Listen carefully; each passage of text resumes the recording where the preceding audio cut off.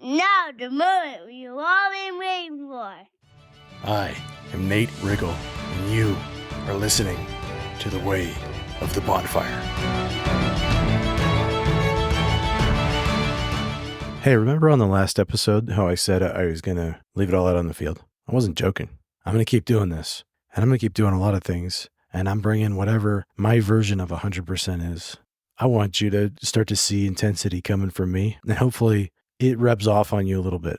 My goal is just I want to inspire you to make a difference. There's this Latin phrase. I'm in this group called The Strenuous Life, and in my group, we had to come up with our group slogan or statement. And the one we came up with was Aut inveniam viam aut faciam, which is Latin for I shall either find a way or make one. And that is just such a powerful way of thinking about things. I like to try to turn to other people. I like to try to see what else is out there. If somebody's already figured it out, then show me. I want to see what you think is the way. I want you to show me, help me skip over the extra steps that I'm going to inevitably trip over without somebody at least pointing the way that already has fallen that way or that knows a way that works. Sometimes what happens is people will say to you, that doesn't work. Oh, that's where a diamond doesn't. Oh, this market is saturated. Everybody's doing that. Ugh, not another one of those. Or again with this. Or that hasn't really worked for me. And I've seen a lot of stuff. Trust me, I've just no. But something in your soul says, no, this is going to work. It has to work. You haven't told me why. You haven't proven that it can't work. You haven't proven that it won't work for me. And if it was something trivial, I just would take your advice and move on. I take your word for it. But this is not trivial. This means a lot to me. There's a greater purpose here. So I'm going to find a way or I'm going to make one, no matter what anyone else says. Get scrappy with it. I had a boss or a leader that used to say, guys, just remember there's a fine line between scrappy and crappy. And I think that's maybe a good way to check yourself if you're like, oh, I'm going to make it work. It's like, all right, it's going to be so crappy that it's going to do more harm than good. Well, then that's probably not the way that you need to make it, right? But believe in belief. I believe that unless you're telling me that it's impossible and you can prove that, I'm going to figure out a way. I'll give you a quick example. So I've been in the software sales industry for a long time. And a lot of times when you have a client and they say something like, can you guys do this? Or does your software do this? Or is this possible? A bad salesperson, if they don't know the answer, would say yes, just because they want to get the deal. Somebody who's been around a little longer realize that that's like the number one way to maybe make a buck, but ruin a lot of life, ruin your own reputation, your own lives, and in the connection relationship that you have with people. There was a client who had asked me if I could do this one thing with our software. And in my line of work, you've got all kinds of salespeople and just all these different personalities and types of groups that need to come together to be able to give this complex thing to this client to solve their problem.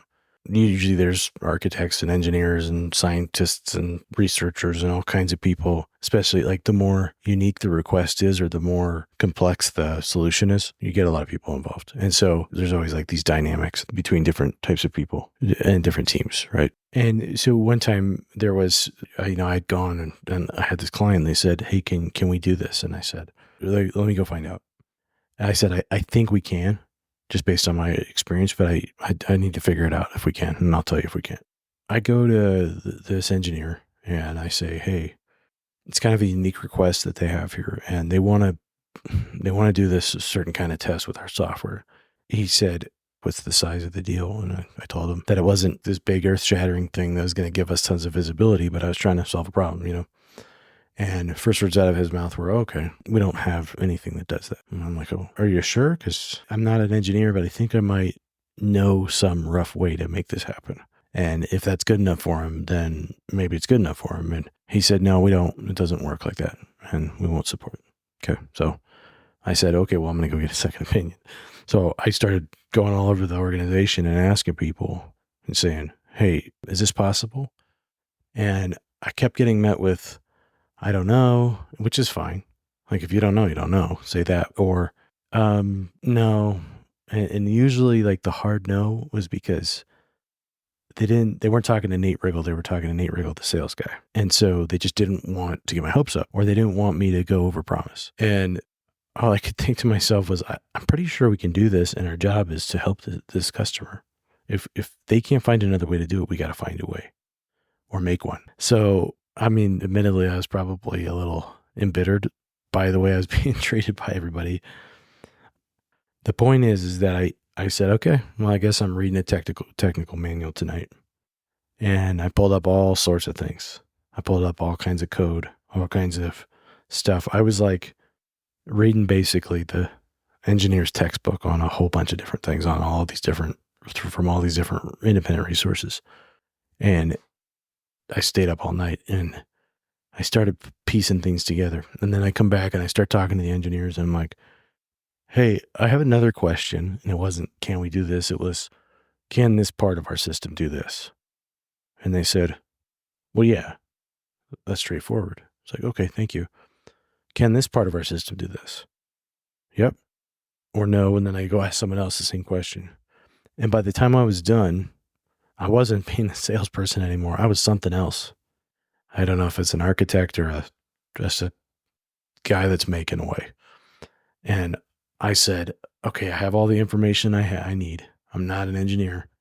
I put it all together and I coded it myself. And then I went to the client and I said, hey, I coded this myself and I'm not an engineer. So it may not be perfect, but is this kind of what you're asking for? And they said, absolutely. This is great. And I said, well, let me make sure that it's not going to break on you. And I just want to make sure that you know that there's a possibility that this could work. So then I go back to some different people that hadn't already told me no, because I didn't want to hurt the pride of the people that had said no and just shot me down. And they said, oh yeah. So if that's what they're asking for, yeah, that's a great way to do it. And here's a couple of ways that we can help to make it supportable and that it's not going to break. So I went to the client and they cut us a check. So it's okay if the answer truly is no. And if somebody says it's impossible, but don't accept every time you hear no. If you can make it work. Have you really considered if it's truly impossible or if that's just it's a perceived thing? And we're talking about experts here. A lot of experts will tell you that something is not possible. Or some of the most amazing stories are from people being told that this isn't possible. So find a way or make one. Go get them.